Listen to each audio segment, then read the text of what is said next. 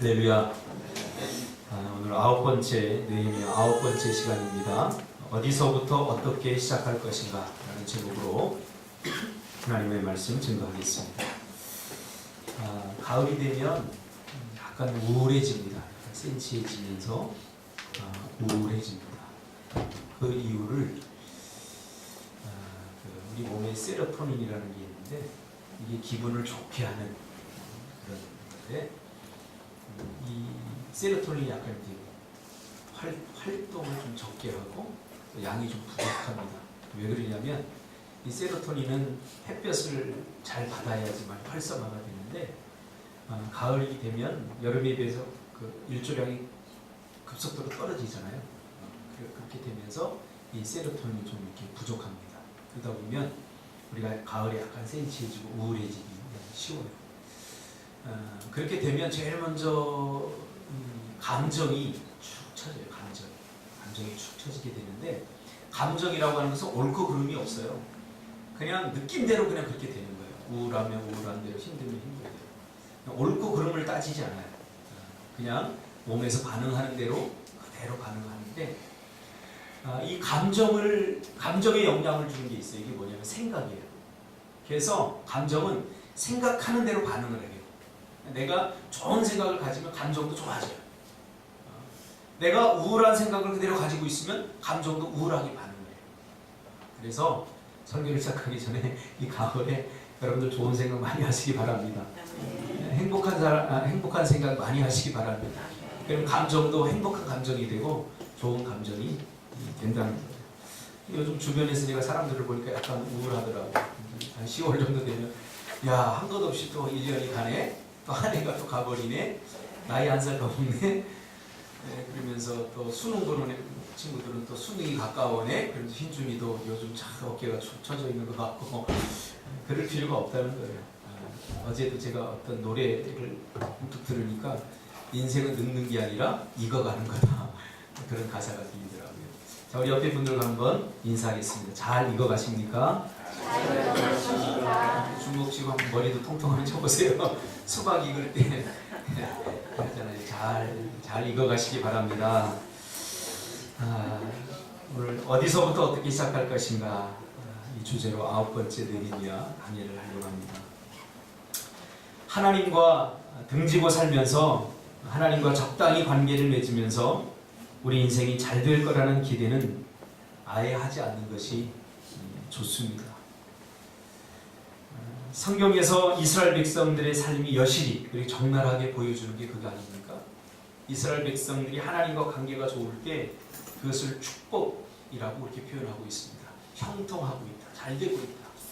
그것은 바로 이스라엘 백성들이 농사를 잘 짓고 경제적인 활동을 잘하고 정치를 잘하고, 그래서 이스라엘 백성들이 부유했던 게 아니라 하나님과 관계가 좋으니까, 하나님께서 은혜를 계속 베푸시니까 이스라엘 백성들이 은혜 가운데 머물게 되는 그 현상들을 그렇게 표현하고 있습니다. 이스라엘 백성들은 하나님이 싫어하는 죄를 짓고 우상을 섬김으로 하나님과 등지고 자신에게 유익을 준다면 바알도 좋고 아사레도 좋다는 생각으로 살다가 결국은 남유다와 그리고 북이스라엘로 나뉘어집니다. 왜 나뉘어질까요? 이 나뉘어지는 것은 이스라엘 백성들의 마음이 나뉘어졌다는 것을 역사 속에서 표현하고 있는 방법입니다. 나뉘어지고 있다. 마음이 나뉘어진 상태를 성경에서는 의심이다, 그렇게 말하고 있지 않습니까? 그래서 이스라엘 백성들도 마찬가지예요. 지금 왜 남유다와 북이스라엘로 한 민족이 갈라졌는가? 이게 고통을 겪고 있는가? 그래도 깨닫지 못하고 돌이키지 않으니까 북이스라엘은 아수르에게 721년에 멸망을 당하게 됩니다. 그리고 남유다는 바벨론에 의해서 598년에 망하게 되는 고통과 또 수치의 역사를 온몸으로 경험하게 됩니다. 오늘 본문은 이러한 역사의 흐름의 한 장면 속에 속해 있기 때문에 제가 역사를 다시 더듬는 것입니다. 왜 이스라엘 백성들이 바벨론의 포로가 되었고 왜 멸망하게 되었는가? 그것은 단 하나예요. 바로 하나님과 등졌기 때문에. 왜 하나님과 등졌는가? 하나님과 등지는 방법 딱 한 가지입니다. 죄를 짓고 우상을 섬기고. 한 가지밖에 없어요. 그러니까 하나님과 등지고 나서 잘 될 거라는 기대를 하지 않는 것이 좋습니다. 망하고 나서 이스라엘 백성들이 바벨론 그 강가에 포로로 잡혀가서 바벨론 강가에 모여서 기도할 처소가 없으니까. 그래서 그때부터 이제 흐름이 강가에 모여서 기도하는 풍습이 생겼어요. 바벨론 강가에 모여서 한 사람 두 사람 그 강을 바라보면서 통곡하기 시작합니다. 하나님을 위한 고향도 그리고 고향 생각도 나고 또 우리가 나라를 빼앗기 전에 그 자유들, 잃어버린 자유들을 생각하면서 통곡하면서 한 사람 두 사람 모여서 바벨론 강가에서 기도하기 시작하는 거죠.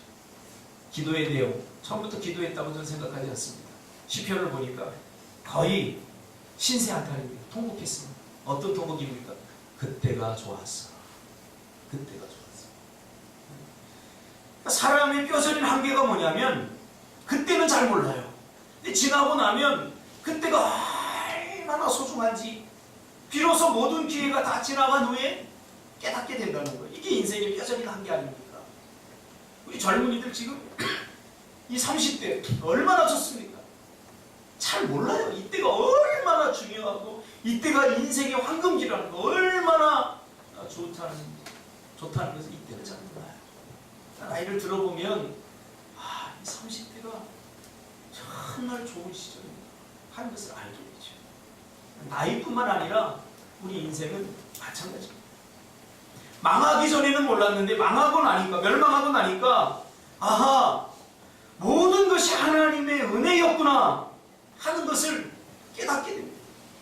하나님의 은혜 속에서 우리가 감사가 있었고 풍요로웠고 하나님의 은혜가 있으니까 우리가 이렇게 망하지 않고 살 수 있었구나 하는 것을 깨닫게 되는 거죠.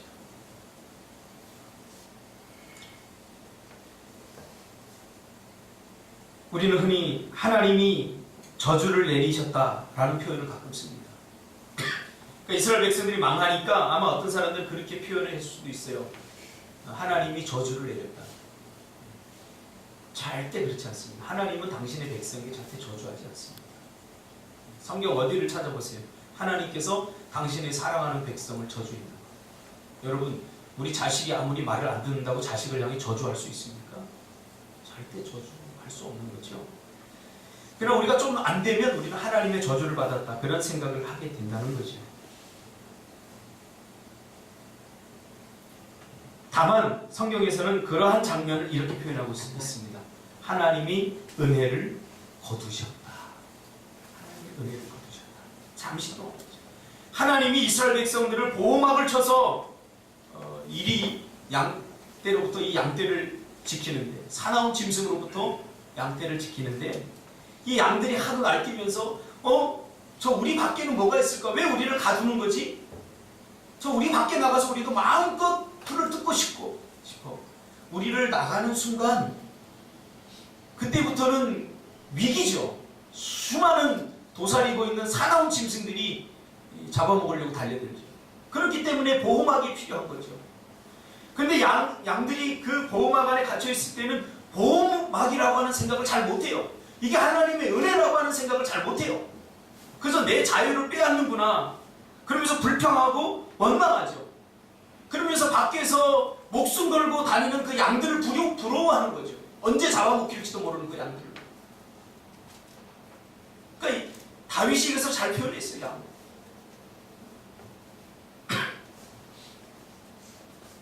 그러면서 이방 사람들을 부러워하게 되죠.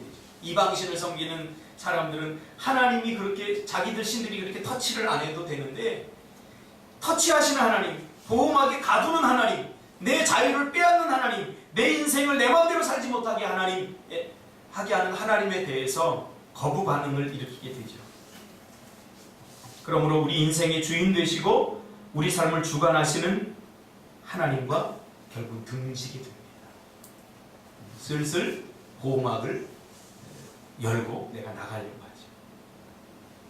이렇게 하다가 하나님과 등지고 우상을 섬기고 죄를 짓고 그리고 하나님께서 보호막을 거두어 가시죠.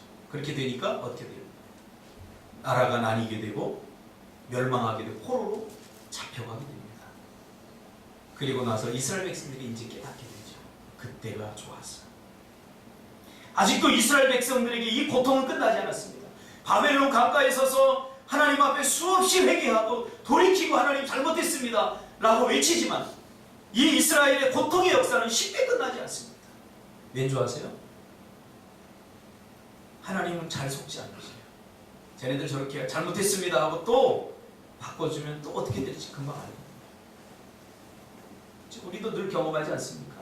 하나님 잘못했습니다. 이거 한 번만 좀 도와주세요. 정말로 내가 이거 한 번 도움을 하나님 주시면 내가 정말 주님을 열심히 섬기겠습니다. 그리고 몇 날이 못 돼서 우리 마음도 바뀌잖아요. 이게 우리 인간이기 때문에 고통의 역사는, 이스라엘 고통의 역사는 이스라엘 백성들이 나쁘다고 하기보다는 이게 바로 죄입니다. 죄는 아주 끈적끈적해요. 이게 쉽게 잘 떨어지죠. 아까 아침에 제가 교회 오는데 우리 딸인가 누가 이어폰을 이렇게 벗어났는데 학교에서 누가 껌을 버려갖고 종이 싸서 버려야 돼. 그냥 버려갖고 그 이어폰에 껌이 달라붙어갖고 이게 안 떼어진다고 그래요. 죄도 마찬가지예요. 죄를 한번 지기 시작하면 이게 끊기가 쉽지가 않아요. 이게 끊는다 싶으면 또 생각나고 또 지게 만들고 그렇게 합니다. 그 죄성이 우리 안에 있다고 생각한다면 이스라엘 백성들을 하나님이 쉽게 용서하지 않는 것이 은혜죠. 쉽게 용서하지. 이제 바벨론 강가에서 그렇게 부르짖는데도 이스라엘은 해방은 오지 않습니다. 그러나 하나님은 그럼에도 불구하고 이스라엘 백성들에게 희망을 주기 위해서 역사의 한 시점에서 캄캄한 밤을 비추는 등대처럼 희망의 빛을 가끔씩 비춰줍니다. 왜요? 포기하지 말라. 빛이라도 조금 비춰야 우리가 희망을 갖습니다. 그 빛이 없으면 우리는 아예 포기하고 맙니다. 그렇지 않습니까? 뭔가 희망이 있어야 뭔가 시도하고 싶고 뭐 끈이라도 하나 있어야 뭐 잡고 뭔가 해보고 싶죠. 그 끈마저 없으면 우리가 포기합니다. 이스라엘 백성들이 지금 그런 형편이 있는 거예요. 바벨론 포로로 잡혀서 오랫동안 부르짖지만 다시 회복할 기미는 보이지 않아요. 그런데 1차 포로 귀환하고 2차 포로 귀환하면서 이제 희망이 생긴 거예요.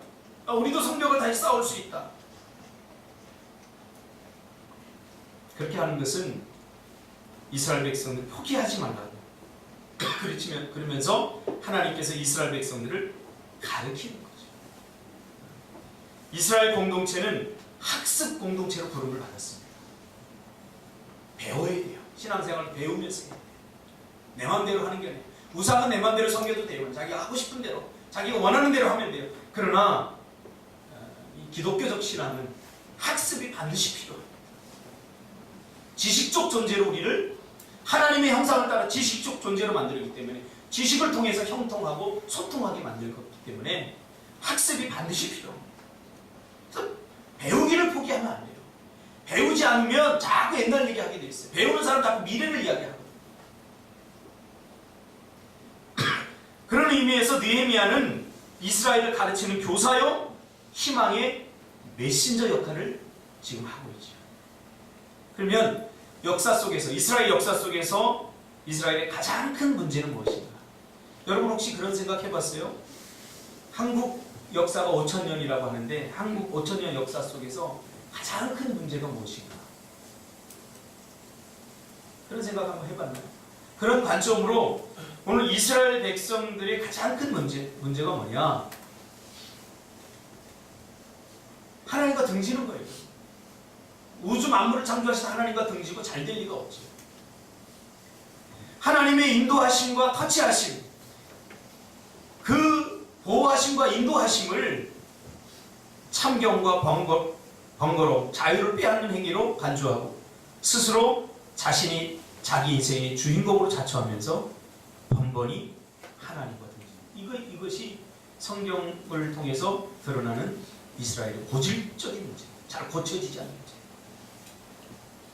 하나님은 도대체 왜 내 마음대로 못하게 해? 왜 내 자유를 빼앗는 거야?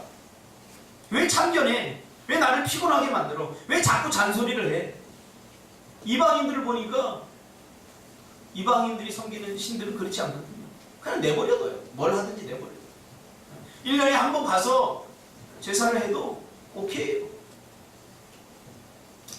근데 하나님은 매일매일 우리를 터치하시고 우리의 삶에 관여하시고 개입하시고 참견하시고 이게 얼마나 힘듭니까? 그러니까 이스라엘 백성들이 부러운 거죠. 이방 사람들이. 그래서 이방 같은 왕을 원했던 거고요. 이방 사람들의 삶을 따라가기 시작한 거예요. 그래서 이스라엘 백성들이 선택한 것이 하나님을 떠나고 피하고 도망치게 됩니다. 물론 몸은 여기 있지만 마음이 떠난 상태죠. 마음은 이미 하나님에게서 멀어지고 있지.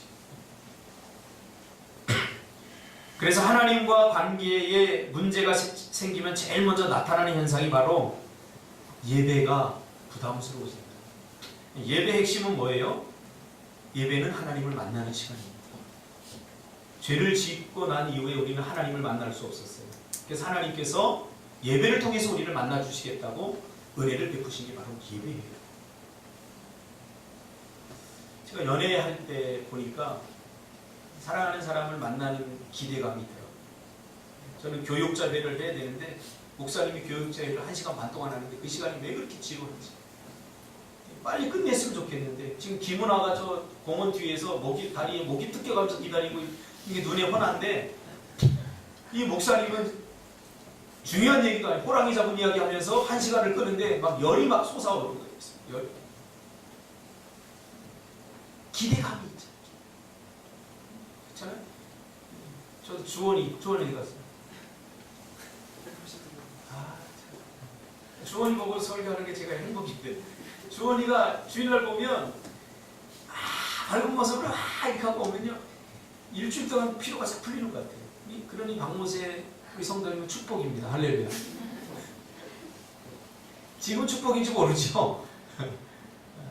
이거 얼마나 축복인지 몰라요. 참 일주일 동안 이 예배가 얼마나 기다려지는지 몰라요. 왜냐하면 하나님을 만나는 시간, 사랑하는 성도들을 만나는 시간이기 때문이죠. 근데 하나님과 문제가 생기면 어때요? 별로 보고 싶지 않아요. 별로 만나고 싶지도 않아요. 만나면 또 뭐예요? 또 하나님 만나면 또 귀찮게 너 뭐 죄졌지, 너 뭐 잘못했지, 뭐 따지고 뭐 회개하라고 그러고 너 그렇게 살면 안 된다고 그러고 그 만나고 싶겠습니까? 별로 만나고 싶지 않을 거예요. 그래서 하나님과 자꾸 등지게 되는 거죠. 여러분 예배가 뭔가 부담스럽고 예배 시간이 뭔가 지루하고 예배가 귀찮고 힘들어지면 보통은 이제 제가 욕을 많이 먹어요. 목사가 설교 길게 하고 예배가 좀 지루하다 그렇게 하는데 가만히 우리 내면을 들여다보면 하나님과 우리 관계에 문제가 있을 수도 있어요. 왜냐하면 예배는 설교 듣는 시간이 아니라 하나님을 만나는 시간이거든요. 이 말씀도 하나님을 만나는 하나의 통로가 되기 때문에 중요한 거죠. 그래서 하나님과 관계에 문제가 생기면 예배가 부담스러워집니다. 예배가 문제가 생기는 거죠. 제가 어떤 교회를 섬기다가 그 교회를 이렇게 나오고 나서 한 학생이 저한테 전화를 했어요. 정말 말을 안 들어요. 교회 오면 내가 왜 교회 늦게 오냐, 공부 좀 해라, 만나기만 하면 제가 잔소리했거든요. 그렇게 하면 안 된다. 근데 그 교회를 떠나고 나니까 이제 제 잔소리가 그리워지더라고요. 그게 사랑이었다는 걸 이제 알게 되죠. 그래서 전도사님 그 잔소리 안 들으니까 불안해요. 잔소리 좀 해주세요. 예배는 하나님을 만나는 시간입니다. 그러면서 그 친구가 저한테 전도사님 보고 싶어요. 전도사님 만나러 갈게요. 그래서 제가 아니 난 별로 보고 싶지 않으니까 오지 말라고 했어요. 별로 보고 싶지 않았거든요. 좀 말이라도 잘 들었으면 보고 싶을 텐데 말도 지지리 안 들어가고 전도사님 좀 바쁘니까 오지 마 그랬어요. 예배는 하나님을 만나는 시간입니다. 만나서 뭘 합니까? 하나님과의 관계를 회복하는 시간이고 상처와 아픔들, 갈등들을 치료받는 시간입니다. 오해가 풀리고 회복이 일어나고 힘과 용기를 얻는 시간이 바로 예배입니다. 그래서 구약시대에 예배라고 하는 것은 제사적인 개념이 훨씬 강했습니다. 오늘날처럼 이런 게 아니라 제사는 훨씬 거룩했어요. 그리고 제사적 개념이 강했어요. 제사는 뭐예요? 제사의 핵심은 내 죄의 문제를 해결받는 시간이에요. 그래서 예배드리러 갈 때 여러분은 지금 아무것도 안 갖고 오잖아요. 구약 시대에는 제물을 가지고 가요. 살아있는 제물을 가지고 가죠. 그래서 성막 가기 그 전에 그 앞에 서서 자기가 드릴 제물을 자기가 잡아요. 왜 자기가 잡게 했을까요? 아마 요만한 짐승이라도 한 마리 죽여본 사람은 아마 알 거예요. 이 살아있는 생명체를 죽인다는 게 얼마나 끔찍한지 몰라요. 저도 예전에 100원에 눈이 멀어서 저희 어머니가 닭을 한 마리 잡아달라고. 시골에서 뭐 여자가 닭 잡기가 쉽지 않잖아요. 애들이 요만한 자루에다가 넣고 빨래하던 망치를 하나 주면서 이것을 때려서 잡으라고. 처음에 50원을 줄게 그러더라고요. 50원 갖고 안 된다고 튕겼더니 100원을 줄게. 그래서 100원에 눈이 멀어서 잡고서 망치를 딱 쳤는데 이게 맞는 느낌 있죠. 이게 딱 닿는데 이 닿는 느낌이 막 소스라치게 이게. 그래서 그때 제가 느꼈어요. 야, 이 죽이는 게 쉬운 게 아니구나. 왜냐면 그 전에는 동네에서 어른들이 개 잡아먹는 거 많이 봤거든요. 나무에 매달아 놓고 쳐서 이렇게 죽이는 거예요. 그럼 저렇게 하면 죽는 건가 보다 이렇게 생각하는데 내가 그걸 죽이려고 하다 보니까 이게 보통 힘든데 그렇게 몇 시간 만에 제가 닭 한 마리 이렇게 잡았어요. 돈에 눈이 멀었어. 100원에 눈이 멀었어. 그러니까 잡으면서 제가 야, 이게 생명체를 죽인다는 게 끔찍하구나. 우리 죄가 왜 하나님께서 짐승을 자기가 잡으라고 했는가? 내가 죄 때문에 죽어야 되는데 내 대신 저 짐승이 죽는 거야. 그걸 보면서 쉽게 죄를 지어서는 안 된다는 것을 가르치는 거죠. 제사를 통해서. 이 죽이는 거 여러분 쉽지 않습니다.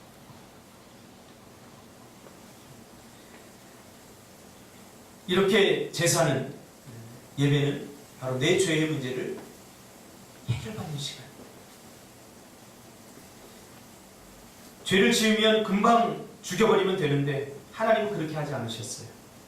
내 대신 죽는 짐승을 보면서 하나님의 은혜를 경험합니다. 내가 죽어야 되는데 내 대신에 저 짐승이 죽는 거야. 아, 잘 됐다. 내가 죽어야 되는데 저 사람이 대신, 저 짐승이 대신 죽으니까 난 죄 지어도 상관없어. 이건 싸구려죠. 아, 죄라는 것이, 죄의 삭슨 사망이구나. 정말 죽음을 가져오는구나.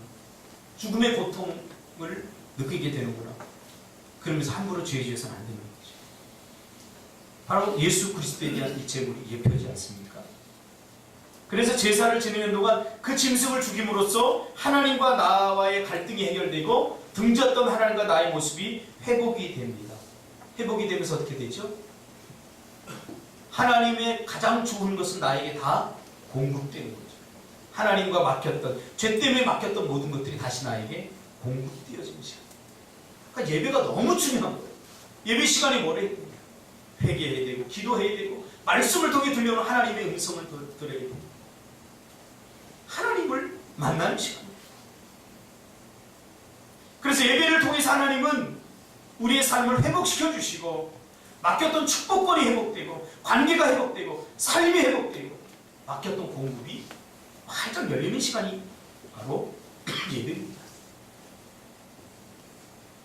지금 이스라엘의 가장 큰 문제는 하나님과 만나는 이 예배의 통로가 다 무너져 버렸다는 거예요. 하나님을 더 이상 만날 수 없게 됐다는 거예요. 하나님과 등을 지면서 모든 게 막히니까 모든 축복권이 막히죠. 모든 은혜가 다 막혀버리죠. 그러면서 나타나는 현상이 이스라엘의 망함으로 나타나고, 지금 이스라엘 백성들이 뼈저리게 경험하고 있어요.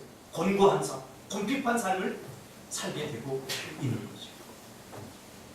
이것을 알았던 느헤미야는 오늘 성벽을 재건하는데 제일 먼저 어디를 재건하느냐? 오늘 짧지만 굉장히 의미 있는 구절입니다. 그때 대제사장 엘리야십이 그의 형제 제사장들과 함께 일어나 양문을 건축하려 하여. 모든 문들이 다 무너졌습니다. 그러나 느헤미야는 엘리야십 제사장을 시켜서 제일 먼저 양문을 건축하라 라고 명령을 내립니다. 이 양문은 그야말로 양의 문입니다. 우리가 잘 아는 양 있죠? 음매하고 우는 양. 그 양의 문이라는 뜻입니다. 이 양의 문은 이스라엘 백성들이 제사를 드릴 때 양을 잡아서 그 문으로 반드시 들어가야 됐어요. 하나님께 드리는 것은 거룩해야 되기 때문에 그래서 양문이 따로 있었어요. 이건 예배의 문이고 제사의 문이라는 뜻이에요. 그런데 그 양문이 다 무너져 버리고 성벽이 무너져 버리고 성벽이 회파되고 문이 다 떨어져 버렸다는 거죠.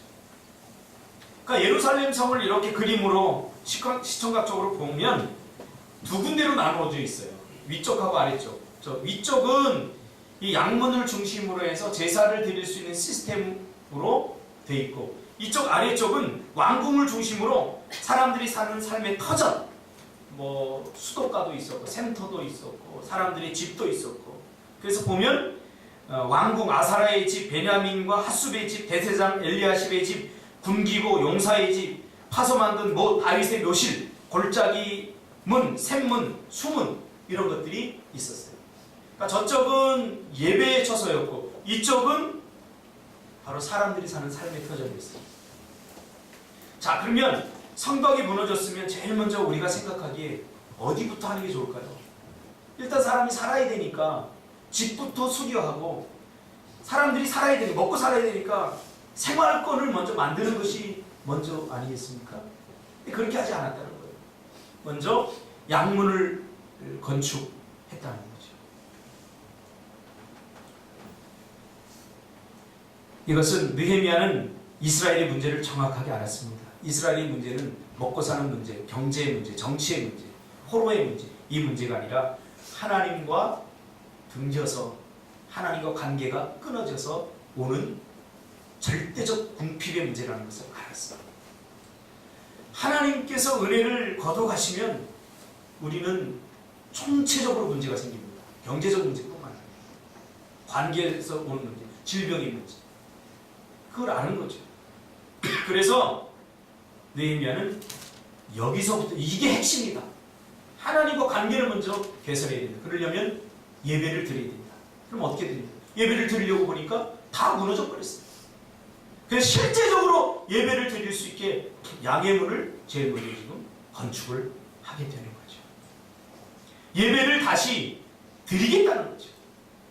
마치 청교도들이 신앙의 자유를 찾아서 아메리카로 가서 제일 먼저 그들이 한 게 뭡니까? 제일 먼저 그들이 한 게 교회를 제일 먼저 졌어요. 그 다음에 학교와 병원을 짓고 그 다음에 자기 집을 졌어요. 이 정신이, 하나님 우선주의의, 신앙 우선주의의 이 정신이 아직도 미국을 지탱하는 힘입니다. 미국을 타락했다고 하지만 아직도 베버리 힐즈를 중심으로 한 그 상위 2%의 교육은 성경적으로 교육합니다. 초단합니다. 한국 사람들보다 더 강하게 이렇게 매를 들고서 교육을 합니다. 이 정신이 있기 때문에 아직도 미국이 지탱하는 겁니다. 예배를 다시 드리겠습니다. 말로만 드리면 한 게 아니에요. 예배를 드릴 수 있도록 노력하고 실제적으로 시도하고 애쓰고 힘쓰는 것, 그 마음을 행동으로, 믿음으로 드러낸 거죠. 그것이 양문건축입니다. 여러분, 우리는 삶을 살아봐서 알지 않겠습니까? 근데 먹고 사는 게 먼저죠. 내 집을 짓고 그 다음에 신앙이죠. 그러나 느헤미야는 그렇게 하지 않았다는 거예요. 이 모든 인생의 문제, 이스라엘의 문제는 바로 그러한 비본질적인 것이 아니라 여기서부터 시작이 돼요. 하나님과 등진 문제다. 정확히 통찰하고 양문을 건축합니다. 하나님은 악어의 눈물에 속지 않습니다. 일시적으로 화를 풀어주기 위해서, 하나님 잘못했습니다, 즉흥적으로 상황을 모면하기 위해서 하나님 앞에 비는 그런 행위가 아니라 하나님께서는 곧 느헤미야를 통해서 본질적으로 이스라엘 문제를 해결하기를 원한다는 겁니다. 그래서 시도하고 행동하지 않는 사람은 절대 믿음의 사람이 될 수 없습니다. 다니엘도 뜻을 정하고 뜻 정한 대로 행동했어요. 한홍 목사님이 쓴 아멘, 그 다음이 중요합니다. 제가 이번 주에 읽은 책인데요. 거기에 보면 목사의 고민이 고스란히 담겨져 있습니다. 저는 앞으로 목사들이 이 고민에 대한 해결책을 제시해야 된다고 생각합니다. 삶을 통해서. 지금 한국교회가 욕먹지 않습니까? 왜 그러냐? 거기 한웅 목사님의 고백이 있는데 제가 읽어드릴게요. 솔직히 나는 목사로서 성도들이 아멘 하는 데까지만 책임지면 된다고 생각한 사람이에요. 열심히 설교를 준비해서 성도가 예배에서 은혜 받고 아멘 하고 돌아가면 그것으로 내 소임을 다하는 것이라고 생각했다. 그러나 자기 설교를 듣고 은혜 받는 성도들 중에 이혼하고 온갖 사회 범죄에 연루되고 정신적으로 문제가 오고 그런 걸 보면서 그는 이렇게 고백합니다. 대체 교회에서 아멘하고 나가서 무슨 일이 있었던 거야? 그렇게 하겠다는 거야. 아멘을 믿습니까? 그렇게 믿겠다는 거야. 여러분 아무리 지금 위기 가운데 있고 죽을 것 같아도 하나님이 살리실 걸 믿습니까? 전부 다 아멘이에요. 아멘은 뭐예요? 그렇게 믿겠다는 거예요. 하나님이 나를 구원해 주시고 살리시고 이 경제적 문제, 이 위기에서 나를 다시 해결해 주실 것을 믿겠다는 거예요. 공감한다는 거예요. 그렇게 살겠다는 거예요. 아멘은. 그래놓고 삶으로 돌아가서는 그렇게 하지 않는다. 제 고민도 똑같습니다. 저는 설교 잘하는 목사, 설교를 잘하면 성도들이 아멘하고 설교 잘한다 그래 사람들이 모여들고 그리고 말씀대로 사는 것은 각자 성도의 몫이라 저는 그렇게 생각했어요. 근데 지금 목회를 해보니까 그게 아니에요. 성도들이 잘못 사는 것은 성도들의 문제이기도 하지만 제 문제이기도 해요. 저는 이번 주에 너무 은혜를 받았어요. 이번 주 저 사실 굉장히 권고했거든요. 정말 힘들어. 잠을 제대로 자지 못할 만큼 힘들었어요. 근데 카톡이 하나 왔어요. 열받는 거예요. 카톡을 보는데. 왜? 김태한이한테 온 거예요. 무슨 카톡이겠어요. 신혼여행 갔다고 자랑질하러 보냈겠죠. 난 목사는 여기서 지금 죽음을 경험하고 있는데 본인은 코타키나발루에 가서 해변에서 사진 찍으면서 이거 뭔가 또 하나님의 은혜 감사합니다 막 이러면서 보냈겠죠. 처음에 딱 카톡하는 순간 김태한 뜨길래 신경질 확 나서 안 봤어요. 그래서 봐야 되잖아요. 목사님. 열어서 보니까 제가 정말 뭉클했어요. 하나님 좋으신 하나님 찬양하면서 그 자연을 보면서 하나님이 너무 좋다. 너무 좋아서 견딜 수 없어 자기가 예배 드린다는 거야. 뭐라냐? 나 신혼여행 가서 예배 드리면서 카톡 보낸 사람 태안이 한 사람도 아니야. 청년 때도 한 사람 내가 경험했어. 막 감동이에요. 그 전까지 내가 짊어졌던 모든 것들이 다 보이지 않아. 야, 태안이 눈에는 보이고 내 눈에는 지금 잠깐 안 보이구나. 그걸 생각하면서 목사님 이걸 지은 하나님 너무 감사해요. 이게 주체할 수 없어 내가 지금 보람이 하고 예배를 드려요. 신혼여행 가서 사랑을 나누어야지 무슨 예배야.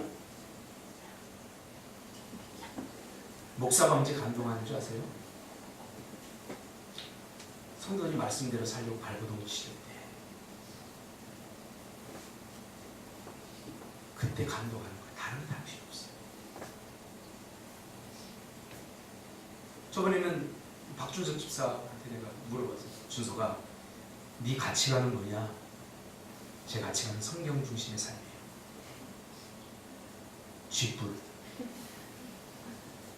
제가 그렇게 생각하고 있어요. 진짜 보니까 박준석 집사의 삶이 성경적 가치관이에요.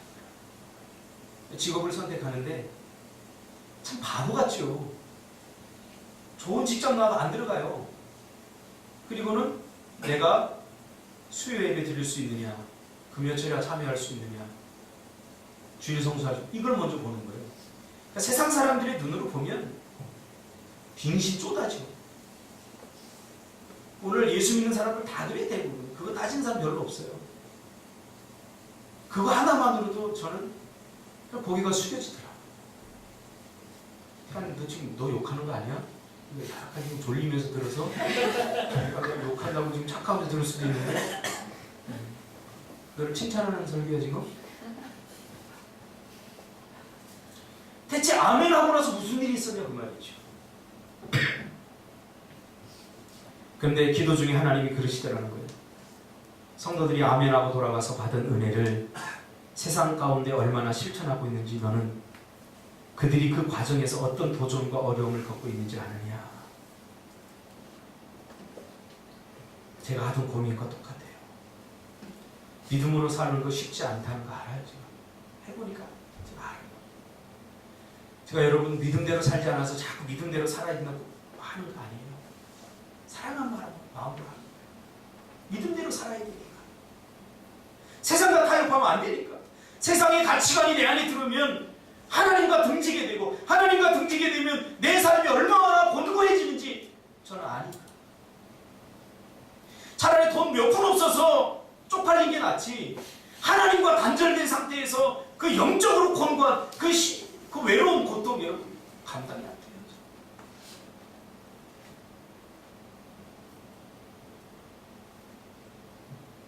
느헤미야는 그것을 잘 알았던 거죠. 그래서 말로만이 아니라 이제 행동으로 제일 먼저 다른 거 우선순위들이 많지만 다 제껴놓고 양의 문을 먼저 건축하면서 하나님과 관계 회복해야겠다는 영적인 제스처를 취하는 거죠. 이게 위대한 겁니다. 그러니까 자세와 태도가 중요해요. 신앙생활. 우리 교회 노예 목사님이 이번에 갔더니 그런 얘기를 하는 거예요. 부교육자가 하나만 있는데 정말 죽겠다는 거예요. 이 부교육자. 왜 그러냐. 교육자회에 메일을 띄워 뭘 하면은 집이 멀어서 핑계대죠. 집이 사실 멀어요. 오면 한 2시간 걸리는 거리에 있어요. 남양주에 있으니까. 그러면서 늘 하는 얘기가 나는 교회를 사랑합니다. 내 사역을 사랑합니다. 하나님을 사랑합니다. 그러면서 일을 제대로 안 한다는 거예요. 왜 제대로 안 해요? 집이 멀어서. 간단해. 이 문제를 어떻게 해결해야 됩니까? 대한민국 어떻게 해결해야 돼요?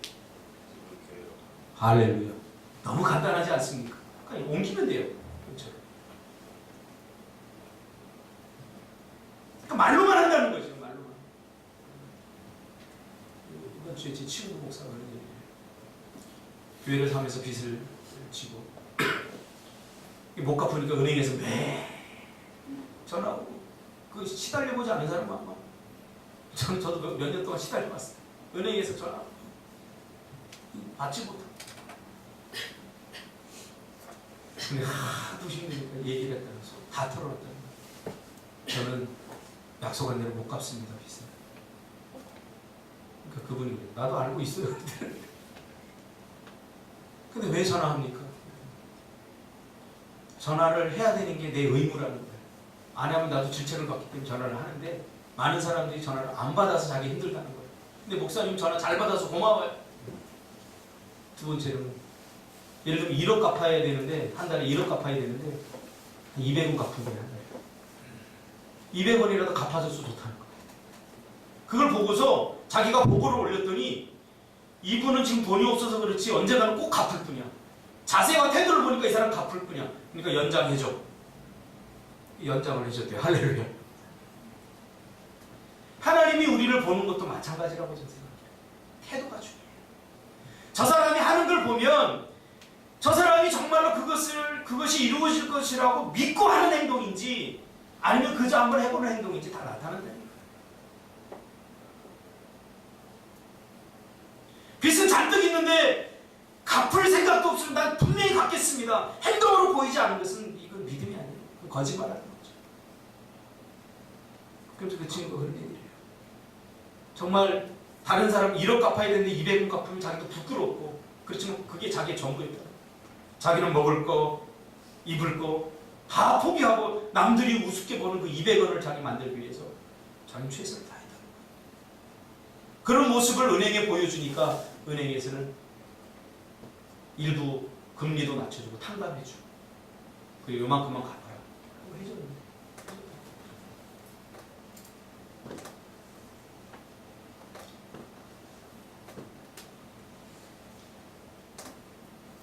하나님은 우리가 이렇게 하겠습니다 하고 뜻을 정하는 것보다 그 정한 뜻대로 살려고 발버둥 치는 모습이 진정한 믿음이라고 말합니다.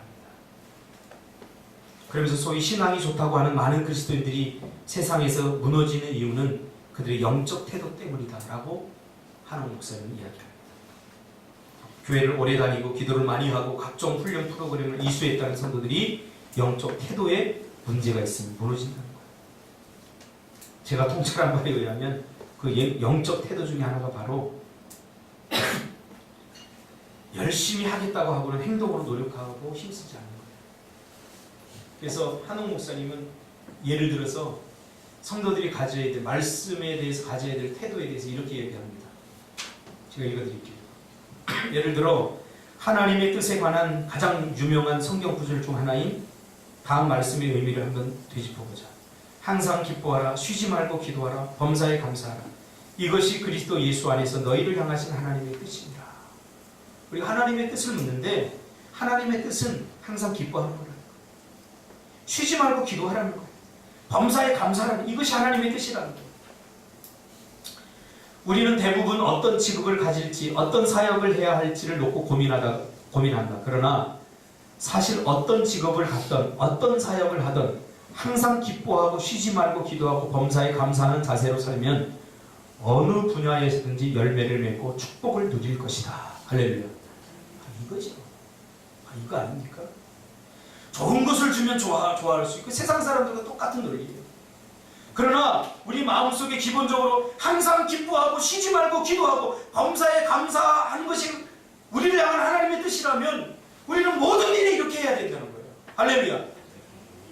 그것이 뭐 화장실을 청소하는 일이든 세상 사람들이 보기에 좋지 않은 일이든 우리는 항상 기뻐하면서 쉬지 말고 기도하면서 범사에 감사하면서 일을 하게 되면 그 열매가 축복으로 다가오는 것은 사실이라는 거예요. 우리는 그런 태도를 갖지 않는다는 거예요. 아무리 좋은 자리에 가도 늘 불평하고 기도하지 않는 사람은 실패할 수밖에 없다. 그러면서 한옥 목사님 아주 중요한 이야기를 합니다. 그러니 이제 무엇을 할까를 놓고 기도하기 전에 제 삶에 어떤 태도를 바꿀까를 하나님께 먼저 부르라. 맞아, 바꿔야 돼요. 여러분, 제 설교에 은혜 받지 못하는 사람은 대한민국에 내노라 하는 설교자들의 설교에도 은혜 못 받지 못합니다. 나에게 달려있어, 내 태도. 지금의 여러분의 삶에 만족하지 못하는 사람은 앞으로 여러분의 삶이 여러분이 상상하는 것처럼 펼쳐진다고 해도 절대로 행복하지 못할 것입니다.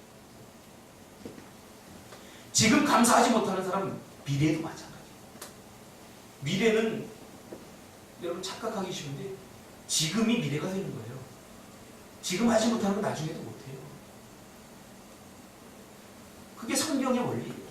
그게 지금 하라는 거예요. 우리 태도가 문제라는 거예요. 조엘 오스틴 목사님의 책을 저도 이번 주에 이 책하고 같이 읽으면서 뭐 긍정의 힘? 예전에 수십 군데 읽었어요. 조엘 오스틴 목사님에 대해서 뭐 이단이니 뭐니 말이 많은데 저는 읽었어요. 내가 그걸 소화 못할 사람도 아니고 읽었어요. 그 목사님이 그렇게 얘기해요. 우리는 보통 이 문제가 해결되면 하나님께 감사하겠습니다. 이 환경을 바꿔주면 내 기도를 들어주면 하나님 감사하겠습니다. 하나님 찬양하겠습니다. 그 믿음이 아니라 먼저 감사하면 찬양할 일이 생깁니다. 먼저 순종하면 믿음의 일이 일어난다. 할렐루야. 근데 우리는 이 순서를 자꾸 바꿔요. 이 태도를 바꿔야 돼요. 우리가 바꿔야 될 태도는 뭡니까? 오늘 느헤미야처럼 먼저 하는 거예요. 예배를 드리겠습니다. 말만 하는 게 아니라 예배를 드리는 시스템을 먼저 딱 만드는 거예요. 노력하고 힘쓰고 애쓰는 거예요. 그러니까 하나님 뭐라고 그랬어? 얘는 진짜 예배를 드리려고 하는 거구나. 나와의 관계를 이스라엘과 나의 관계를 화해시키려고 하는구나. 의지가 있구나. 말로만 하는 게 아니구나. 하나님은 그때 일하시기 시작합니다. 할렐루야. 여러분, 우리가 설교를 다 끝 몸에 그 다음 주 마무리 지어야 되겠습니다. 예배부터 회복하시기 바랍니다. 예배가 회복돼요. 그래서 예배 올 때 우리 김태환 집사님이 예전에 그러더라고요. 목사님 예전에 제가 고등학교 때 은혜 받고 처음에 멀리서 목사님 찬양하는 소리 들으면 막 저기서부터 막 뛰어와서 막 안고 싶다. 그런 적 있지? 그대로 표현은 못했지만 그 비슷한 이야기를 한 적 있지? 지금은 어때? 똑같아요? 할렐루야. 더 좋아져야지. 더 한다고 해야지. 다시. 지금 막 예배 드리고 싶어서 죽겠습니다. 그거 표현만 한 번만 해줘. 지금은 어때? 예배 맨날 드리고 싶어. 기도하겠습니다.